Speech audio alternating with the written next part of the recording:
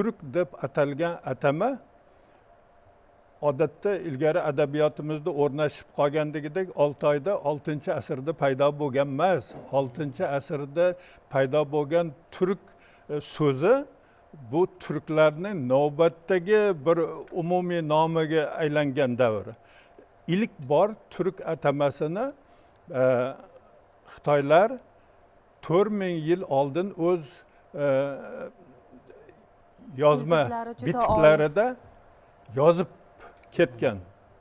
Endi bu o'zlar hieroglif nuqtai nazardan oladigan bo'lsa, di degan hieroglif hozirgi zamonda, lekin ko'p tarixchilar shu di deb ketganligi uchun buni tegini topolmagan. Bizning tadqiqotlar natijalarimizda topdik.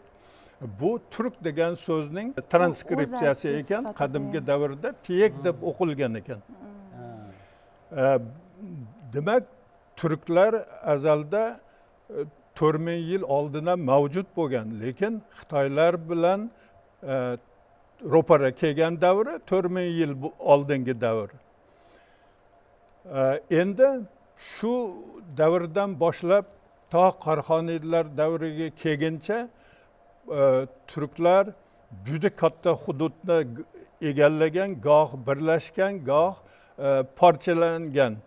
Lekin bularning umumiy yashagan maydoni, o'sha yirik tarqalib yashagan maydoni hozirgi Koreya yarim orolining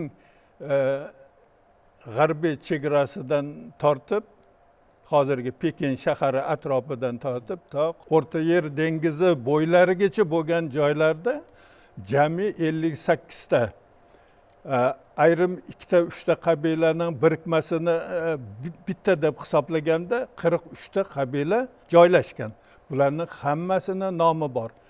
Goh birlashib bitta xoqonlik tashkil qilgan, goh birlashib parchalanib turli mayda xonliklarga bo'linib ketgan, goh yirik davlatlarga nima. Mana Qarxoniylar davlati hali aytganimdek navbatdagi birlashuvi asosida maydonga kelgan.